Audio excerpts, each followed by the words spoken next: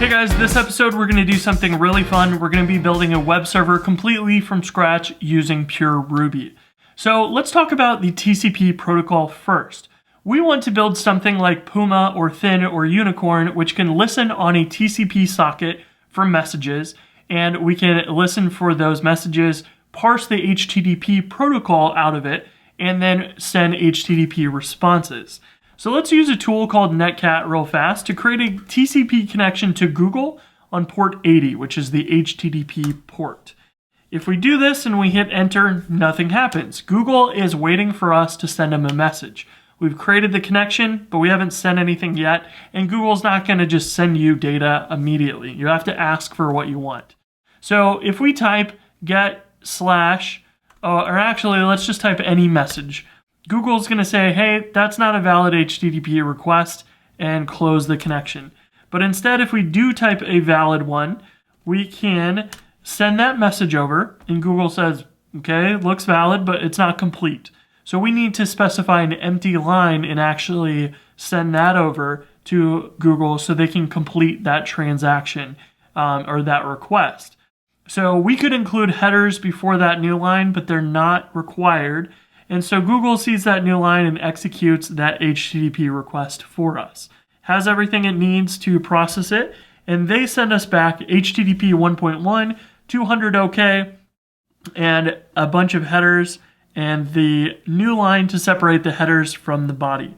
And then it gives us some data in HTML in the response. So that is how the TCP connection is actually working behind the scenes. We're sending and receiving text between servers, and they just have to be written in a specific format called the HTTP protocol.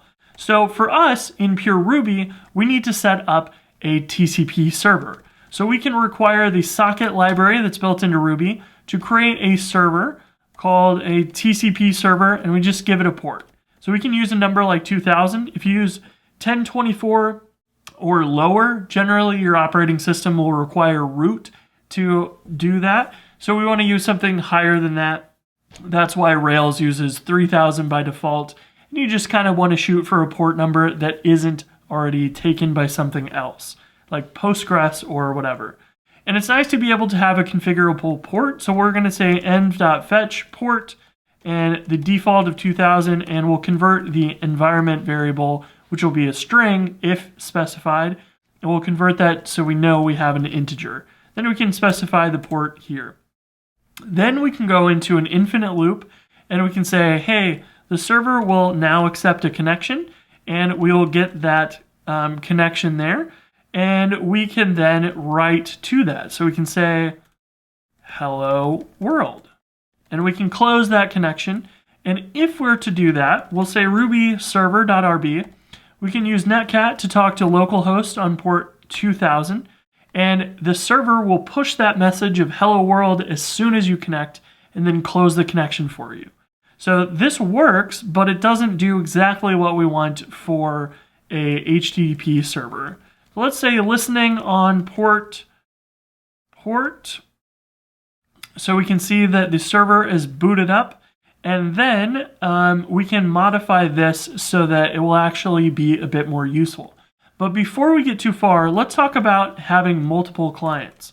So if we put a 5-second sleep in here and we restart our Ruby server, what will happen is we can have two users trying to connect at the same time.